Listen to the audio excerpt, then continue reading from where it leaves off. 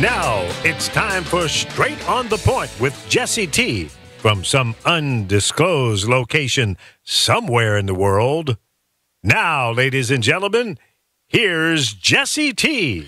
Well, good to be back with you. It is a Monday in Southern California here on the beautiful west side of the God's greatest country, on God's blue-green earth, America the beautiful. We are in California looking at the Pacific Ocean all weekend long from San Diego to Santa Barbara. It was absolutely gorgeous. I got a chance to get out there to the ocean and just look at it because I won't jump in that Pacific water. It's radiated.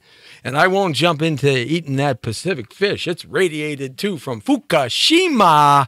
That's right. We talk about Fukushima. Remember Fukushima, that big radiation explosion because the nuclear reactors melted down into the core? Well, it's been burning into the core and spewing all that filth out into the Pacific Ocean. So bad that all the turtles and the ducks all around the island of Japan are all dying of cancerous things that they've never had before. And they're digging up fish at 4,000 feet deep in the ocean, and it's finding radiation up there in British Columbia, Canada, and up there where they do all those fish stories on reality shows, you know, the Bering Strait. They're very cautious about what they have to get checked out now. So, but nevertheless, the ocean was looking good, and there was a bunch of people out in the water getting radiated. I wonder if that's something like chemtrails, too. You know, when they started bombing L.A. with chemtrails about 15 years ago or 20 years ago, when those of us noticed it, about 25 years ago when we were starting to talk about all that stuff, nobody really believed we were talking about anything important. We were just these fanatics who were nuts and hated the government and thought that we were just kooks running around Los Angeles, but really not. Did you know that about 15 to 20 years ago, respiratory problems dramatically increased in LA Unified School District, and it wasn't due to the smog. Maybe it's the barium and sulfur nitrate that they were spraying at 65,000 feet in a checkerboard kind of pattern up there in the sky. Maybe God was going to play chess or checkers above those checkerboards that we couldn't see. I don't know, but that stuff does sprinkle down into the air and makes kind of an overcasty kind of look. That's right. That's a Jesse Terrero word. But nevertheless, sprinkles down into the water and the plants and the animals and the dirt and all that good stuff. So, you know, that maybe had something to do with those respiratory problems. And we do know that you don't want to eat any fish from the Gulf of Mexico this side of the great horizon that exploded, you know, Deepwater Horizon that Matt Damon did a movie on just recently. Or was it Mark Wahlberg? It might have been one of the two, but we don't want to eat any of that meat there, do we? Or any of that fish or lobster or crab from there, because it all still is polluted. My goodness, forget climate change, ladies and gentlemen. We need to change human beings. That's really what we need to change. Oh, the climate is changing. That's what it's doing. Well, let me express something to you folks. It's really simple. You know, the planet is growing, and it's only 5 billion years old, and they say the planet's going to extinguish itself something around 10 to 14 billion years from now. So we got new volcanoes and new storms, and what have they taught us over the last 40 years? That all life as we knew it has been extinct. 95% of it has been gone extinct here 6 times that they know of. They catch that by the geological record where they dig down those cores in Antarctica and they bring out those giant large ice cores, those cylinder cores, and they can tell you how the atmosphere was. Did you know that the dinosaurs actually couldn't live today? There could not be a Jurassic Park syndrome. We'd have to change how they breathe because the oxygen in the air was almost pure oxygen, and we human beings can't survive in pure oxygen. We just can't. It's too pure for us. So, but the dinosaurs needed that pure, thin oxygen. And the reason why they needed that is because they were so immense. And their lungs were the size of, you know, giant ocean liners in some cases. I mean, their lungs were huge, and they didn't have the ability to squeeze those lungs and suck out all the oxygen out of the air. So the planet produced more oxygen and made them easier to breathe. Excuse me. Got a little something caught in my throat there, but I'm cleaning it out. That's right. So, you know, I think human beings are the biggest problem that we have. And kind of we always have had that issue, but the planet is changing. I will acquiesce to climate change, not the nutcase fanatics that want to blame all the cars that we drive. No, really, why don't we blame like maybe the Pacific Rim of Fire? Have you heard about the Pacific Rim of Fire, where there's a volcano going off every 1 hour around the Pacific Rim somewhere? That one in Hawaii has been going off for like 10 years. It's been blowing up smoke and ash and all kinds of toxins in the air, more than the planet can absorb. So, I think that perhaps maybe if we can figure out a way to stop volcanoes, we could plug it up. But we don't want to plug it up too much, because the super volcano there in Yellowstone, Jellystone National Park, where, Ranger and Boo Boo and Yogi, hey, this is Yogi Bear. Hey, and Boo Boo. But Yogi, right? We don't want to plug Jellystone National Park up, do we? Because there's a super volcano there, and they just had huge earthquakes in Montana. Duh. I wonder if Americans, because we're so obese and overweight, we all went thumpity thump and caused the earthquake in Montana. Ooh, that makes for a good fake news story, don't you think? Yeah, that's what we did, right? And Canada joined too, and we know there's a lot of heavy people living in America. 300 million of us are obese. So maybe we all kind of fell down that morning and caused the earthquake in Montana to happen. It hasn't happened in about 20 years. And that caused more and more little small earthquakes in the supervolcano in Jellystone National Park. And if you really want to worry about something, folks, worry about that supervolcano in Yellowstone National Park up there in Wyoming, the northwest corner where Idaho and Montana meet. Wyoming way up there. If that thing goes off, we're all dead. That's simple. That supervolcano will blow up so much ash and toxic waste into the atmosphere, our planet will go dark all the way around within weeks. We're dead. We're goners. And I don't think we can stop that. I don't think we were a part of that. Wow, I guess our planet Earth still is growing. And oh yeah, remember 10,000 plus years ago, you learned this probably in science if you didn't fall asleep or you weren't learning some weird science. But let me tell you this, there was something called the Ice Age. Yes, the Ice Age. Oh, and weren't we supposed to have major drought here in California? But what did we get hit with this last winter? More snowpack than what, 100 years? There's so much water, trillions of gallons of fresh water spewing out into the Pacific Ocean because simply stupid old Governor Brown and Mayor Confetti Garcetti and all the a-holes in the assembly and the centahos in the state of California couldn't figure out how to come up with some money without giving it away to all the illegal aliens and the sanctuary cities to figure out better canal systems and dams so that we could catch the damn water that should be in the dams and not spewing out into the Pacific Ocean. Duh, that's fresh water that's being melted off right now from the snowpack all around California, and it's just going out into the Pacific Ocean.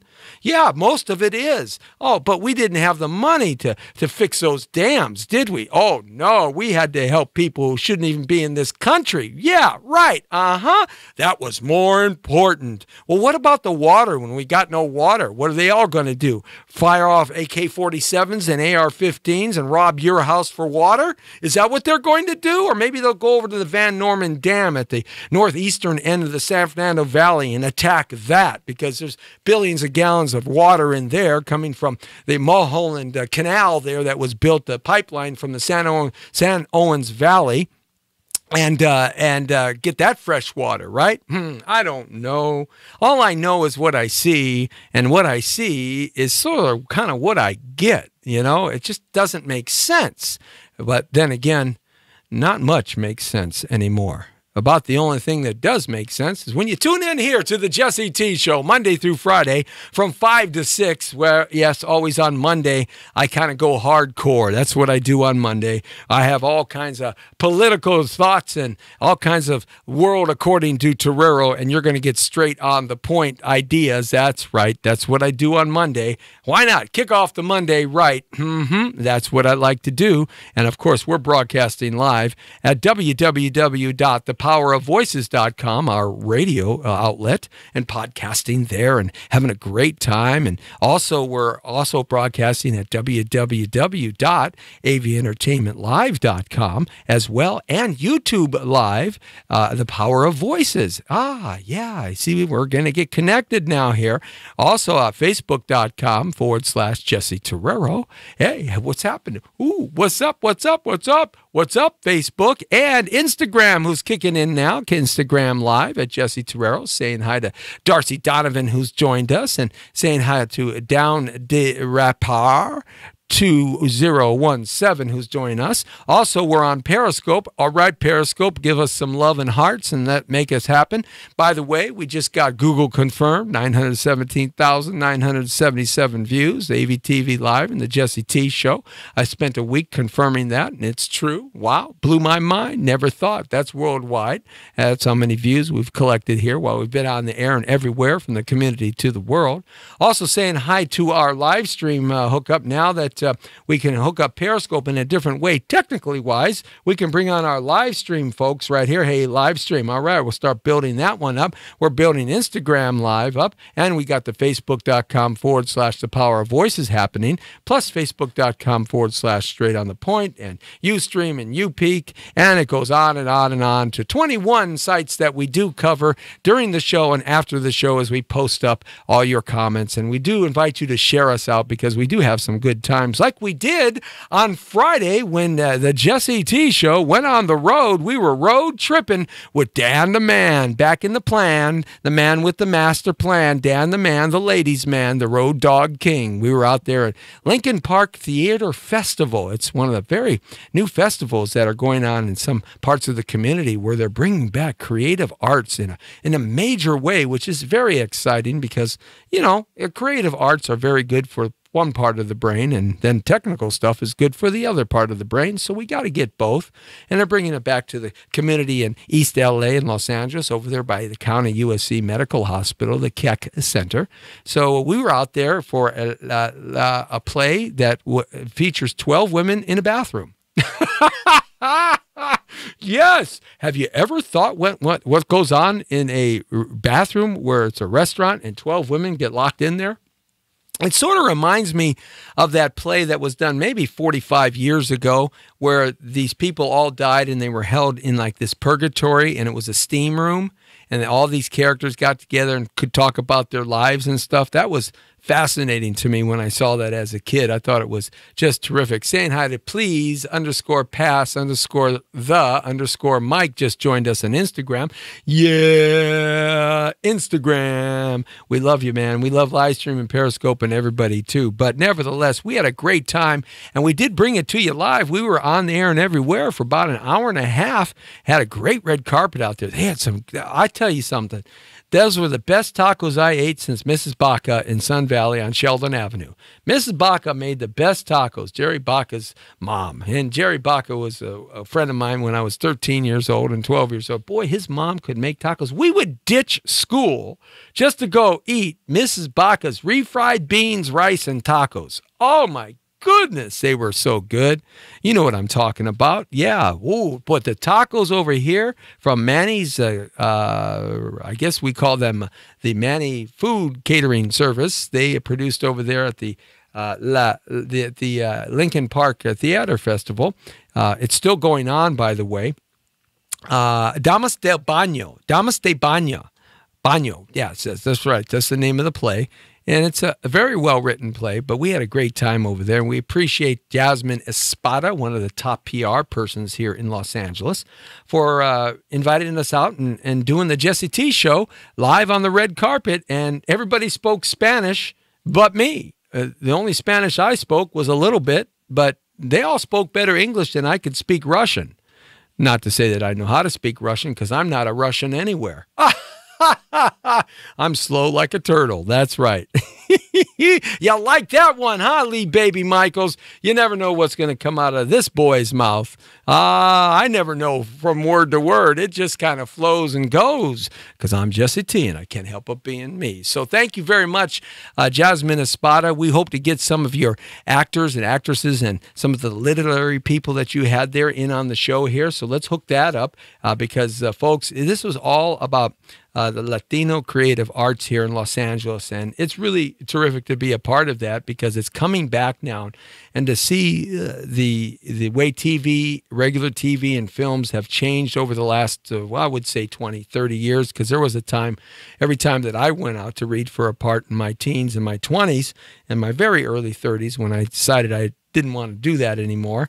But I was the only guy that had dark hair and dark eyes. Tony Danza and Esa Morales was the Esai Morales. We were about the only three that were out there reading all the time. And, you know, I didn't get as many parts as Esai Morales or Tony Danza. I got my fair share, but certainly not like them. Everybody had blonde hair, blue eyes. They looked like Beach Boys and hazel green eyes and blue. You know, they were just like, for sure, dude. I mean, it was all surfer time on TV at that time, way back in the 70s and the 80s. So certainly TV and networks and films have changed directly quite a bit and has allowed the changing demographic of America and the changing look. And it's good to see that happen.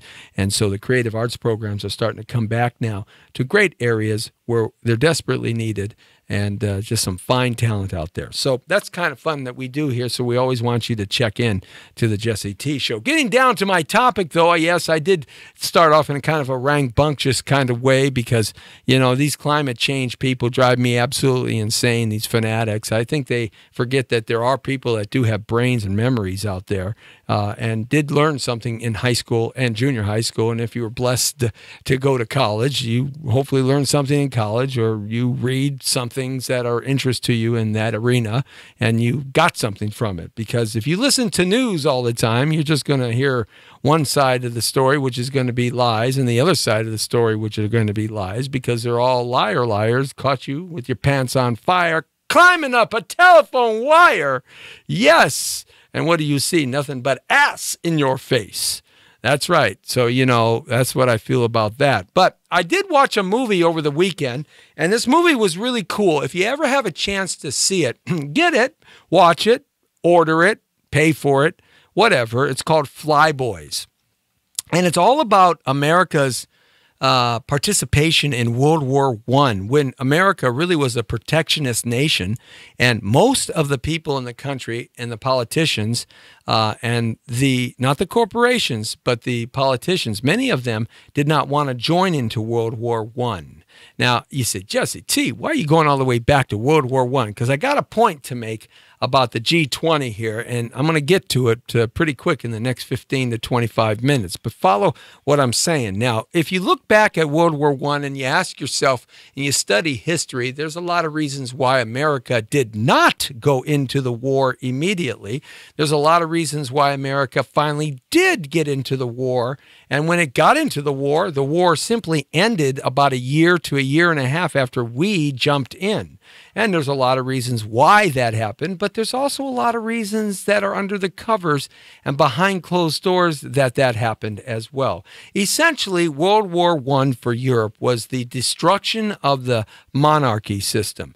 It really went back to the French Revolution, when Napoleon came into power and the French king and queen, they chopped their heads off by guillotine, and the whole aristocratic family in France was taken out and incarcerated and hung and chopped their heads off. And then Napoleon stepped in shortly after and became the dictator of France and attacked everybody around him and got ancient French land back, and then wanted to go up there and attack Russia, which was the biggest mistake at Waterloo that he could have made. So that essentially goes all the way back to then, and that was the first destruction of a monarchy system in Europe, and that's when the French Revolution happened. And so the other monarchies and aristocrats were very concerned about that, and they clamped down even on more power, and they clamped down on their people and the citizenry even more after the French Revolution. And then World World War I came around and all these liaisons were made between countries, and if you do this and that happens to you, we'll jump in here and we'll jump in there and we'll jump in here. And in fact, what a lot of people have come to know, Armenians and their genocide, the reason why Turkey stopped killing Armenians in their genocide is because they were allies to Germany. To Austria. They were allies to Austria, and when Austria entered into World War I with Germany and Bavaria, then Turkey immediately entered into World War I in the support of the monarchy system there, and so they turned their heads left instead of killing all the rest of the Armenians that they committed 3 or 4 million murders in the genocide of Armenians that are regularly practiced here in America, that celebration of the genocide, kind of a tough thing to celebrate, but nevertheless, that's what stopped the Turkish government from killing even more people. So World War I was this kind of interchange, this intermingling of monarchies. Now, also, it had to do with some other things besides that. Of course, it had to do with major egos within the monarchy system and the aristocrats, major land grabs within the monarchies and the aristocrats, and vie for power positions. All right, so now we have World War I happening, and in 1913, President Woodrow Wilson becomes president of the United States of America. And President Woodrow Wilson's ability to become president was backed by J.P. Morgan. And J.P. Morgan was the Warren Buffett, Bill Gates of his generation, of his time. In fact, he was more wealthy than all three of those put together, given the power positions that he had, the lack of any kind of media scrutiny. He could do whatever he wanted to whomever he wanted, whatever he wanted, and he bought it. He bought both the senatorial and the Congress, and bought anything that he wanted. In fact, government was really purchased after the Civil War by the 5 major industrialists that made America what it is today. All right, so everybody kind of knows that. You've seen it on KCET, and you've seen it in the documentaries and stuff like that. So J.P. Morgan and his ability with William Randolph Hearst, Hearst Castle, San Simeon, you know, Hearst, Patty Hearst in the 70s, and the SLA, I think that's what it was called. But anyhow, William Randolph Hearst and him, William Randolph Hearst created yellow journalism, and they backed Woodrow Wilson, and Woodrow Wilson was to become the president. Well, he was a puppy dog of J.P. Morgan.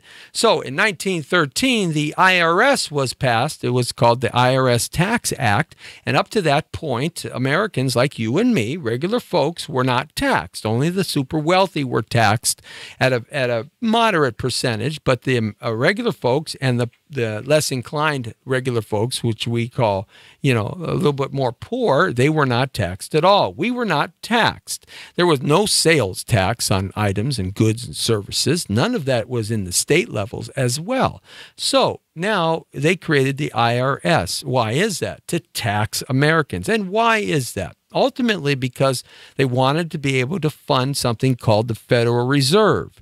And the Federal Reserve is what everybody talks about, all these chairmans, all this stuff here that everybody talks about now, you know, Yellen and all this stuff. I mean, what a name, the Federal Reserve Chairman, Yellen. Boy, she'd be yelling all the time, isn't she? Wow, I'm telling you. So anyhow, it's funny that many of these and all of these are of Jewish descent, isn't it? Or not Jewish descent, but of the Jewish faith, or considered to be maybe part of the Jewish ideology. Anyhow, here's the point. The point is real simple, that the Federal Reserve was created by J.P. Morgan and signed into an executive order by Woodrow Wilson at the end of his presidency in 1917.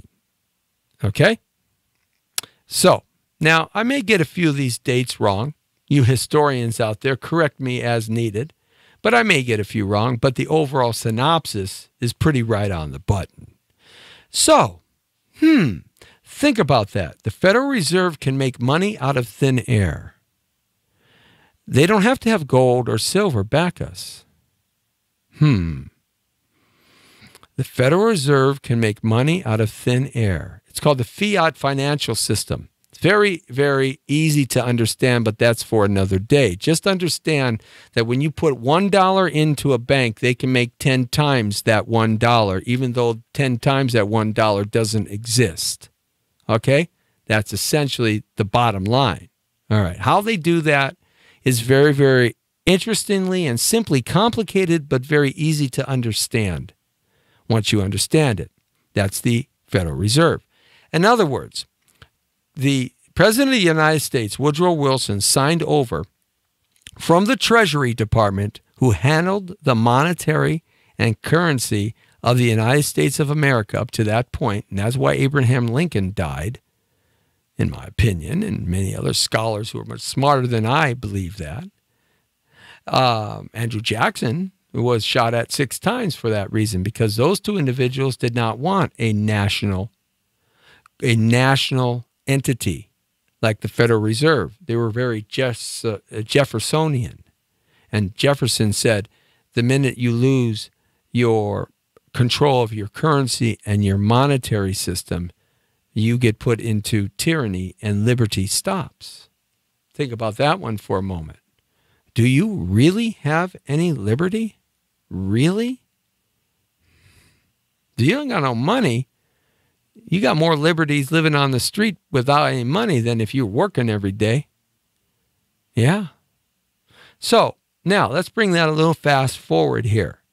So now we have the United States of America citizens like you and me getting taxed, which was never passed or ratified, the IRS.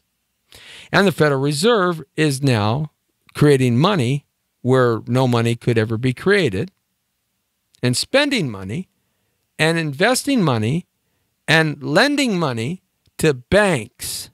And guess who had the wealthiest and largest bank and owned more banks on a monopoly than anybody at that time? Oh, could you say J.P. Morgan? Maybe you could. Yeah. Isn't that interesting? But of course, he didn't put himself as chairman of the board, as chairman of the Federal Reserve. No, he put all his cronies in there. All right.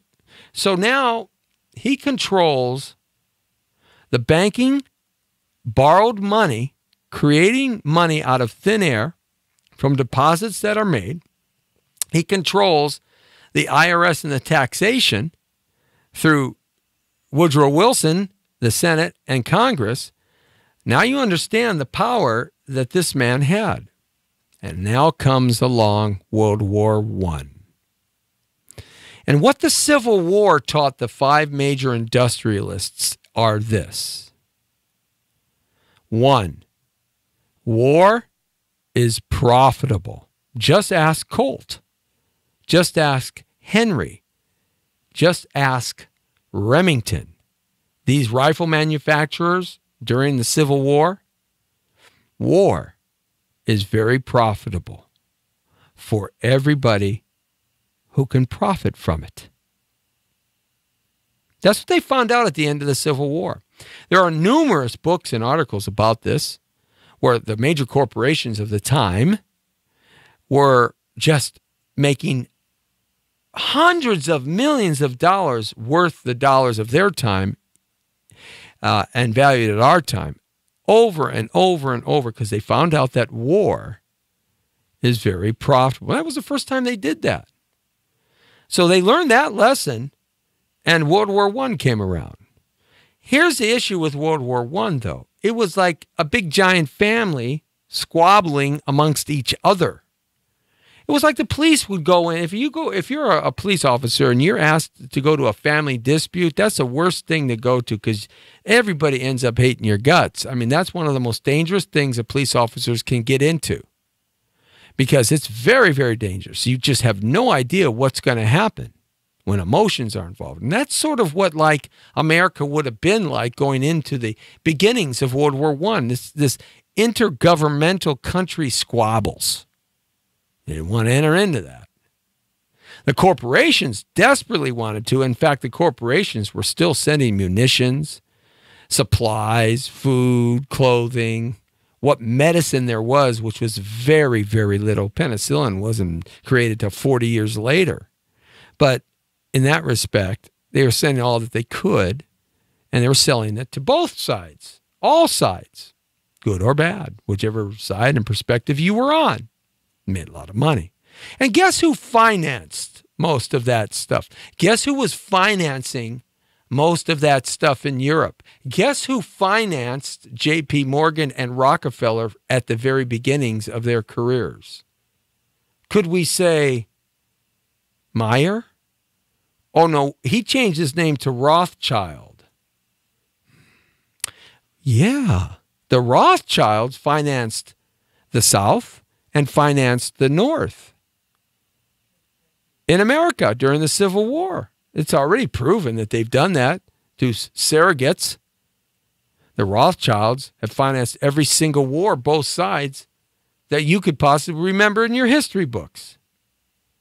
J.P. Morgan and Rockefeller were just part of the Rothschild dynasty, which still is in existence today because they own every Federal Reserve system in the world. I think something like 93 of them. So now the Rothschilds are making money through the corporations that are selling products and goods during the Civil War and now World War I. So we didn't want to enter. There was no reason for us to enter into the war. It wasn't all this protectionism. There was no reason to enter World War I. So what happened finally at the end of the engagement in 1917, when the armistice was signed and the Treaty of Versailles, and Germany lost everything, which started the creation of Nazism in Germany. What happened was that the destruction of the monarchies, they all fell after World War I. All of them toppled because of the death and the loss and the corruption and all of these things that came out within Europe all came out after World War I. And the Spanish influenza killed 20 million people globally, and it killed a lot of people in Europe. There was no penicillin for that, no medicine. So all the monarchies toppled, and around 1917, that's kind of why America got in. Just be logical for a second. This is the world according to Torero. Now I'm going to put you straight on the point. Why get into a conflict when you're making money already by backing the conflict on both sides? Why not get into the conflict at the end when really what you wanted to do was topple the monarchy system so that you could create a new system of government, finance it, and take control, and create Federal Reserve banks in all of these governments type national banks? Smart. So smart. So smart. And the poor people, you and me, we don't know nothing. Why would we know? When someone's shoving a bullet down your face, why would we know?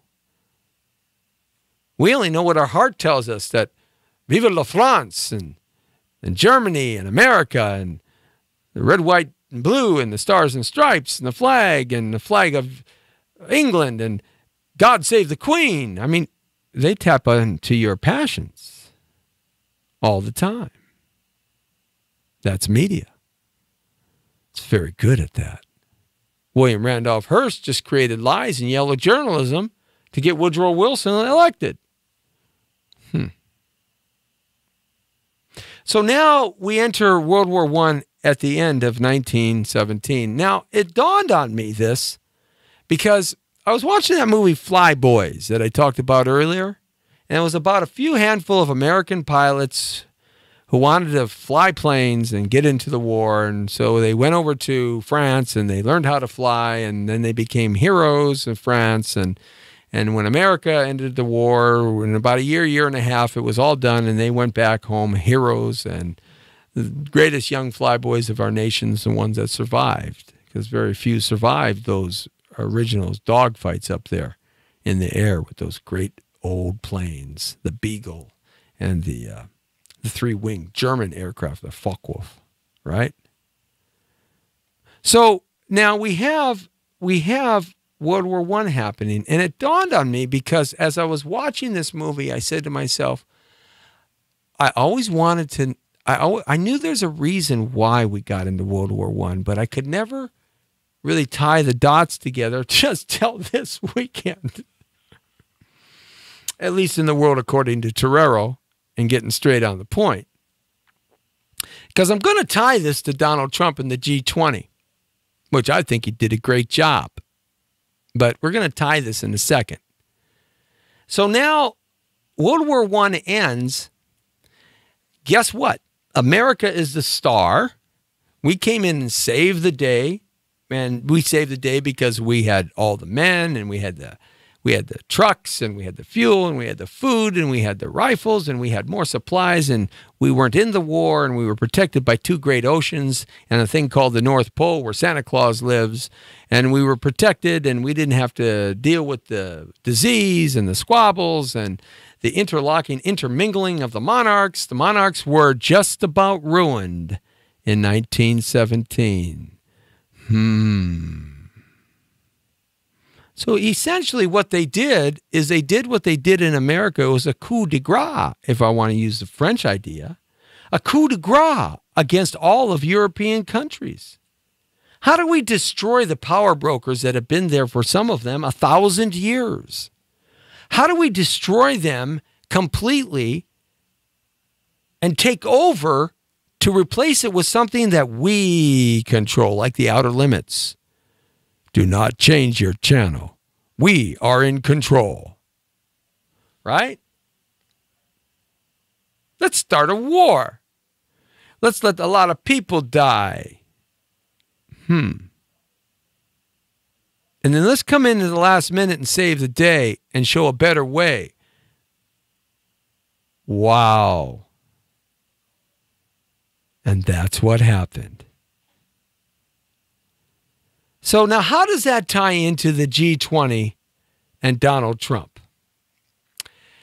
If you recall, if you go way back during the presidential elections and way back when the candidates were all fighting it out, especially the Republicans, you'll hear me say here, as well as on a lot of my shows, that I said the real true evil one here is the global enterprises that control the world's banks, economy, corporations, finance, and have corrupted all the governments of the planet, especially in America, that all of our House of Representatives and senators, for the most part, are corrupted to some degree. You've heard me talk about that, whether they're Republicans or Democrats. They get corrupted when they go behind the beltway, whether they were going in or not going in, whether they were professionals or not professionals. Very few of the presidents that didn't really get anything accomplished, they were ones that didn't play along with the game, because the game has been there for almost 300 years. If you study the American Revolution. So you've heard me talk about that. Now, I am a independent conservative Republican. I vacillate between those three. Just depends how upset I get at the Republican Party. Right now, I'm really upset at them for one specific reason only, but I am upset at them. But I've changed my Republican agenda to more of a conservative platform. And I've always been an independent in my voting record, voting for whomever I decided I wanted to vote for, because I think that's sort of what most Americans are, down the road, down the middle, and depending what party you're in. It didn't matter. We all moved to the middle, centrists, so that we can get things accomplished in this country. And that's what we've always done. But it seems to be right now today that nobody's moving to the middle. Nobody's giving in, and nobody is helping, because they're all egocentric, self-centered, me, myself, and I people, that their parties are more important than you. The DNC, the RNC, they're more important than you. The corporations are more important than you. You're not on their agenda.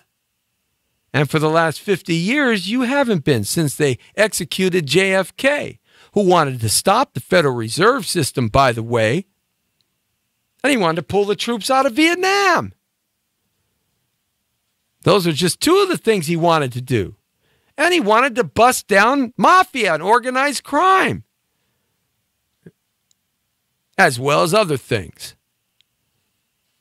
He was a proponent for civil rights. He talked against the media machine of fake news back then in 1962.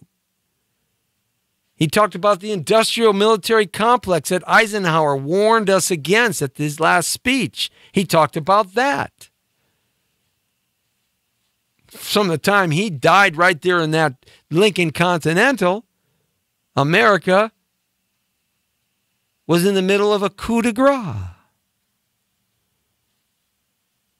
And it hasn't changed. Now, you know, I've always said that no matter what your party, in order to become president, you just don't become president. I don't care if you're worth $1 billion or you're worth $100 billion. You're not worth the Rothschilds, which are worth $500 trillion or $500 billion. You're not worth what Rockefeller's worth in the Rockefeller Foundation. You're not worth the largest banking entities. If you want to become president, there's a certain price you have to pay. And that price is do what you're told to do. And this G20 and what happened today has just purely given me the indication that I was right about Trump. And that is, I voted for him. And I still think he's going to go, and I believe it, he's going to go down as one of this country's greatest presidents. Mark my words, I'm telling you. I said that about Reagan. You may disagree with me. But 100 years from now, you'll see Reagan stuck on some mountainside of granite, like Crazy Horse or the presidents that are there, or Mount Rushmore.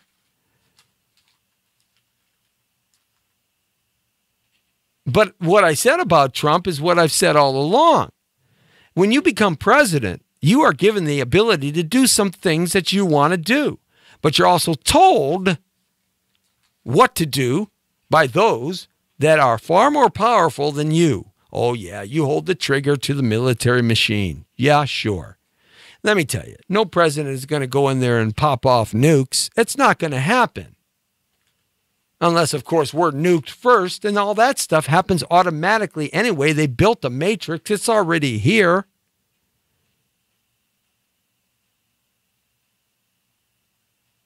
Come on, you think I'm goofing up here? I've talked about they have military bases on the moon. And just recently, last week, they're creating something that's called Space Command. And the Air Force is arguing right now with the Navy and Congress as to what to call this thing and who has jurisdiction over it, because they want to invade space and have a army type situation in space. Well, don't you think that that's something that perhaps is already there? They don't do anything out of the women fancy. It's decided and arranged and planned way ahead. Now think about this. So I've always said this about Trump, and that is that, yeah, he's an opportunistic. It's what made him a billionaire. Wouldn't you like to become a billionaire by making decisions and taking risks? I mean, you play the California lottery. If you're like my dad, you play it every friggin' day. Of course, he won back in the second year of the California lottery. So he's got some incentive there. But here's the point. Some people take greater risks than you and me. And they either fail more miserably or they excel greatly. There's really no in between. See, when Trump lost his first billion, he just used the system that has been there for you to use, which you did. Bankruptcy, Chapter 7, 11, 13. You used all those things over the last 30 or 40 years. Every single one of you that used them. You know you used them. Heck, I used them in 1994.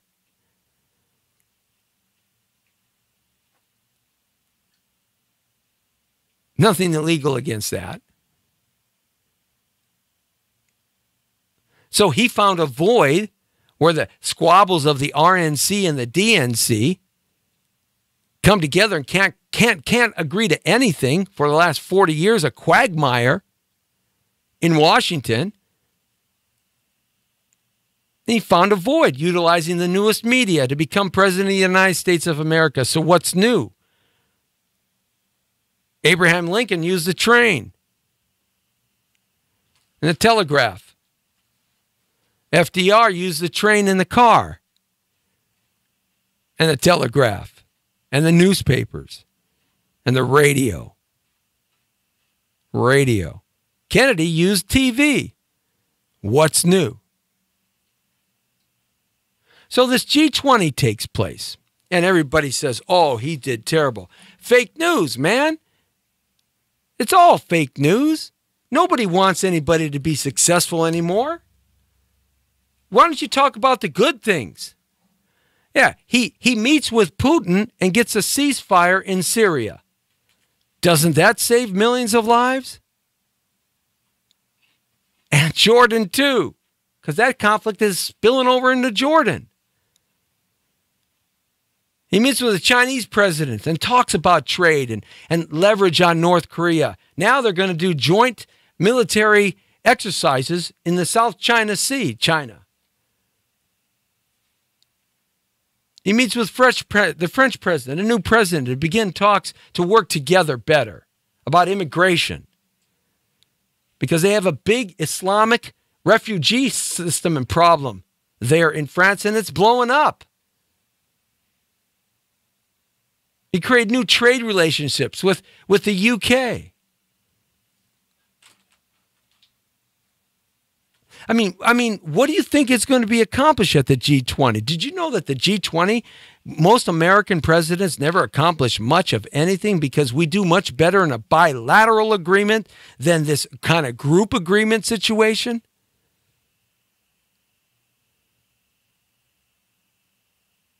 But they don't report that. They don't report about that. They only report that the Putin-Russian thing, which has never been proved. What about the Espionage Act that Comey violated? What about the Records Act that Comey violated? These are felonies. What about the illegal server that Clinton violated? These are felonies. What about the destruction of documents? These are felonies.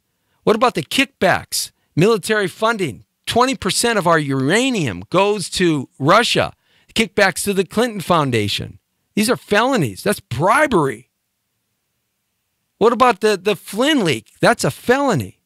What about the 125 to 130 leaks since President Trump has become president? These are all felonies. What about the hundreds of thousands of dollars paid to consultants that have proven lies that there was no hookers in some hotel urinating on the president's bed? What about this Russian dossier? It's been proven to be false. What about the Ukrainians? Just the last couple of days, it's been proven that they were working together with the DNC to try to sabotage Trump. Now they're reconciling with Trump. I mean, this guy was Ukrainian-American operative. That's another fancy word for spy, double agent.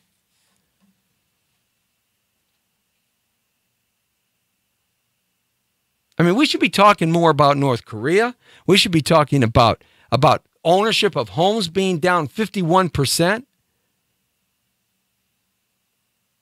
We should be talking about this healthcare thing, and we should be putting the fire under Congress and the Senate to protect the veterans and to protect Medicaid and put the fire under the president for that. What about Obama giving millions of dollars to the Iranians that they're spreading over to North Korea? We should be talking about protecting our borders, Islamic terrorism, an economic plan that works. Congress and the Senate should be getting together and making that economic plan better. But they won't, because all they want to do is fight amongst each other and get nothing done. What about this relationship between Comey and Mueller? Or Mueller? They were best of buddies, BFFs, man. That guy should recuse himself. What about Lynch on the tar mat? Why is none of this talked about? Because they don't want to talk about it. Because it's all fake news to move your passions to a certain direction. Now, why? Why is that? Why is that? Just for a moment, think, why is that? Why are they not talking about these other more important things? Why are they talking about things they can't prove? Things that haven't happened. Even they're investigating his son now. And his son, if you read the whole transcript of the tweet that they're investigating, you find out that he figured out that these people didn't know what they were talking about.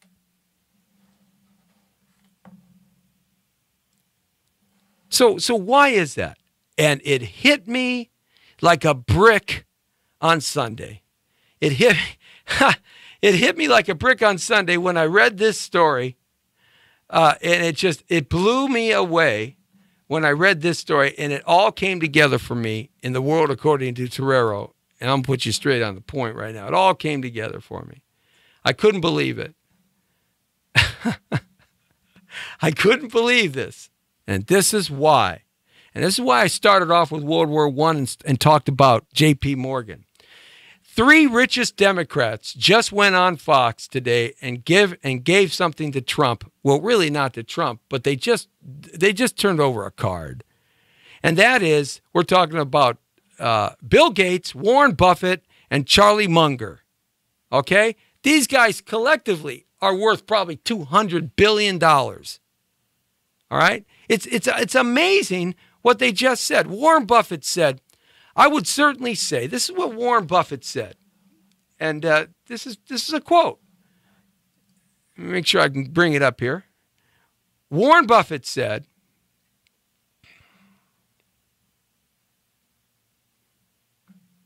I would certainly say to Trump the same thing I would say to other presidents, that their most important job is to protect us from weapons of mass destruction, and that they are the most important person in the world to put the emphasis on that.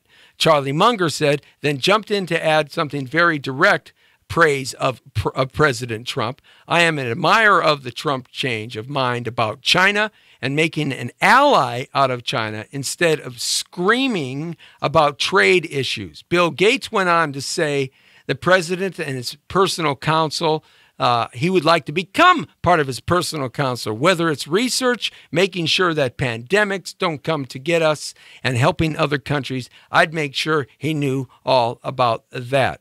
Now, it's funny because these Democrats, these are Democrats, but these guys are geniuses. And it's really interesting, these reality checks that they themselves are having about the president of the United States. That one, he is trying to protect our interests from foe and enemy. That's what he's trying to do. North Korea didn't happen on his presidency. It happened on Clinton, Obama, Clinton, Bush, started at the end of Reagan when Grandpa took over North Korea. Okay? These pandemics about health and issues like this. We're talking about people who know things. You want to, like the movie, you want to learn how to make money and make right decisions? Follow the money. They know a whole lot more about it than you and me because they've acquired it somehow, some way. So now you say to me, well, what does all this tie together? It ties together real simply.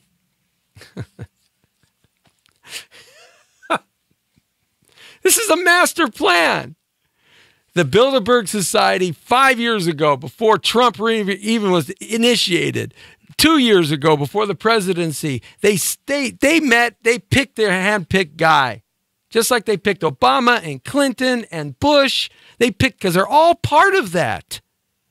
Okay? They picked their hand-picked guy, but they had to figure out a way to make him be acceptable. Getting him as elected was one thing. Creating his acceptability is another. They had to figure out a way that they could back him. Some of the richest, wealthiest people in the world couldn't just come out and say, because they're lifelong Democrats, they can't say this, they can't say that, they can't jeopardize their positions. So they had to figure out a way. So what did they figure out? They control the media. They make all these accusations. Nothing is true. Nothing can be found. Nothing can be pinpointed. Nothing has happened so far. There's no concrete evidence. It's just whispering talk and whispering talk. The concrete evidence now is turning to the DNC. They're the ones that are getting put on the spot. And guess what? All of a sudden now, Gates, Munger, and Buffett are starting to change their ideology about Trump? Are you kidding me?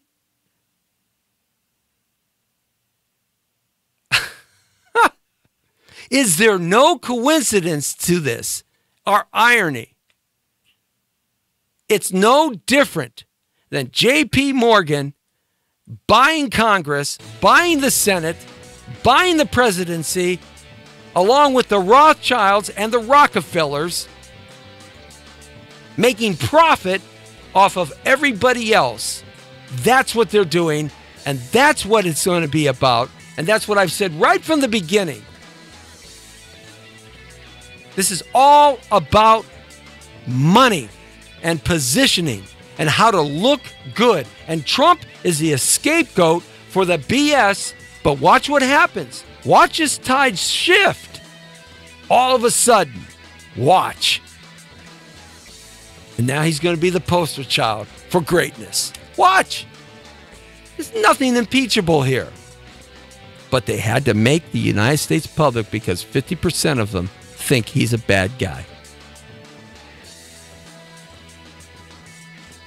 That's the world according to Torero. Now you're straight on the point.